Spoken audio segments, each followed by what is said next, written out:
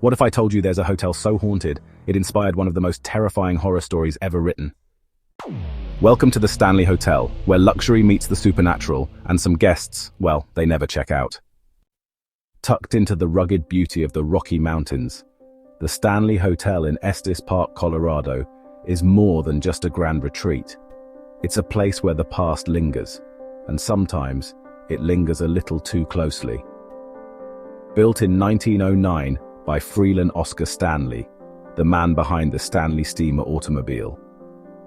This majestic hotel was originally designed as a luxurious mountain getaway for wealthy Easterners, and honestly, as a hopeful cure for Stanley's own tuberculosis. It was one of the first fully electrified hotels in America. But beneath the polished halls and glowing chandeliers, something else was stirring, something ghostly. In 1974, the Stanley Hotel found itself at the center of a paranormal storm when a young author named Stephen King checked in for the night.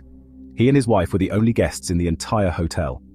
That night, King dreamed his son was being chased through the halls by a fire hose. He jolted awake, lit a cigarette, and by the time it burned down, he had the skeleton of The Shining.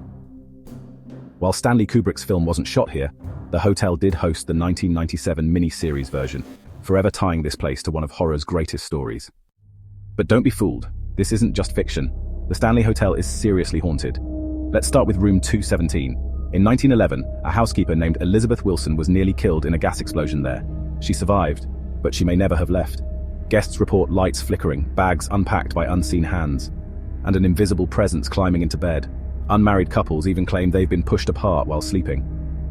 Then there's room 401, where phantom children run the halls, closets open by themselves, and a mysterious male spirit is said to watch women as they sleep.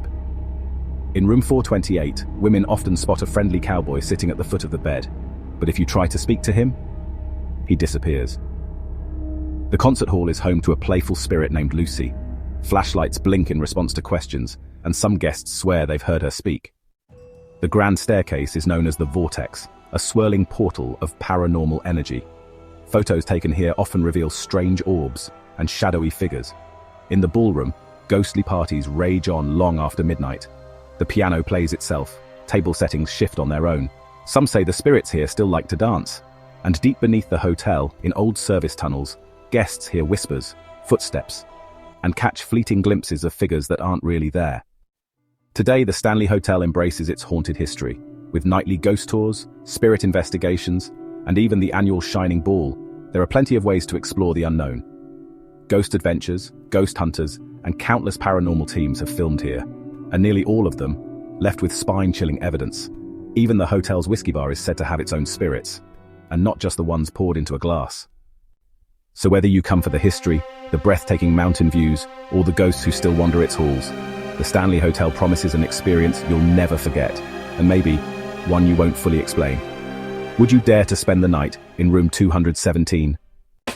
If you enjoyed this journey into the haunted Stanley Hotel, hit that like button, subscribe for more ghost stories and haunted history, and tell us in the comments, which room would you spend the night in, or would you check out early? Thanks for watching, and remember, some legends never die.